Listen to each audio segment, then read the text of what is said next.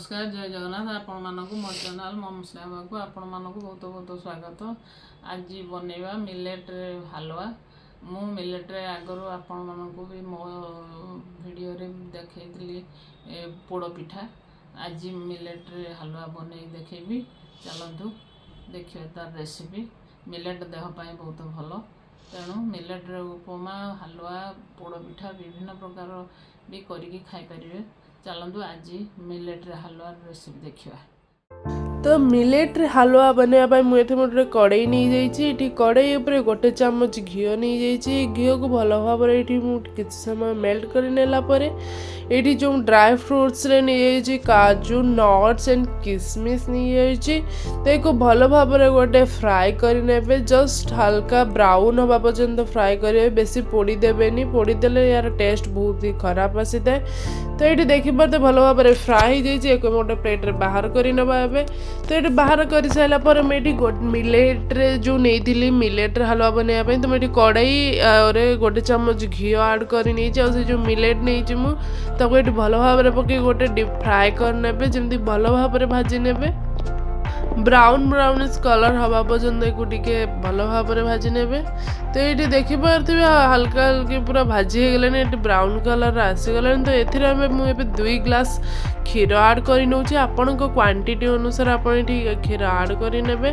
तो ये भल भाव किसी समय फुटापी मुझे छाड़देवी। क्षीर आ मिलेट भल भाव टी समय फुटिला लुण आड कर लुण आड कर सारापर मुझे 2टी तेजपत्र आड कर गोटे भल टेस्ट और स्मेल जो ड्राई फ्रुट्स मुझे भाजिक रखी थी फ्राए कर रखी आड करके मिक्स कर भल भाव मिसई नहीं किसी समय भल भाव फुटापी छाड़ीदब। ये देखी पारे ये जो भल भाव फुटापी छाड़ी तो मिलेट ये क्षीर को सोक कर तो ये आउ 2 ग्लास पानी ये आड कर भल भाव आउ थे भल भाव फुटापी छाड़ीदब। किसी समय पर जो भल भाव मिलेट गुड़ा खोलीज तो देखिए तो ये मिलेट गुड़ा फुटीगला मुझे इलायची गोटे चामच आड कर मुझे optional Amul powder milk powder add कर ऑप्शनल अच्छे। आप चाहिए स्किप करेंगे बट ये गोटे बेटर टेस्ट आउ कंसिस्टेंसी बलिया करें। तो ये मुझे चीनी बदल ये गुड़ आड कर जागरी जाओ कहती।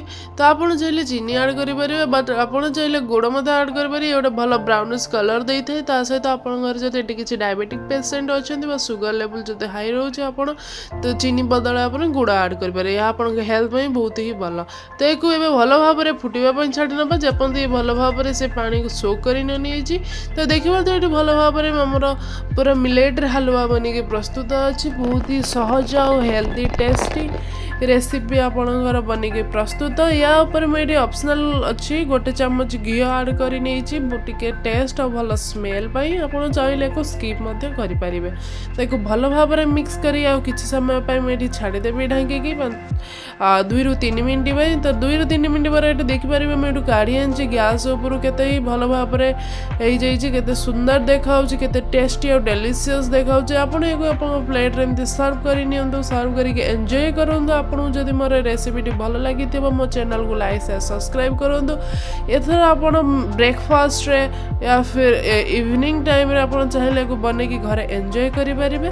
जदि आप मोर वीडियो भल लगे तो मो चैनल लाइक शेयर सब्सक्राइब करूँ कमेंट करूँ। मो वीडियो गुड़िक आप देखुं कि सब्सक्राइब करूना एमती हेल्दी रेसिपी देखापी यूनिक रेसिपी देखापी मो चैनल को सब्सक्राइब करूँ। बेल आइकन को ऑन करूँ। देखा एक नुआ वीडियो बहुत इंटरेस्टिंग हेल्दी रेसिपी सहित मो वीडियो देखते समस्त बहुत बहुत धन्यवाद।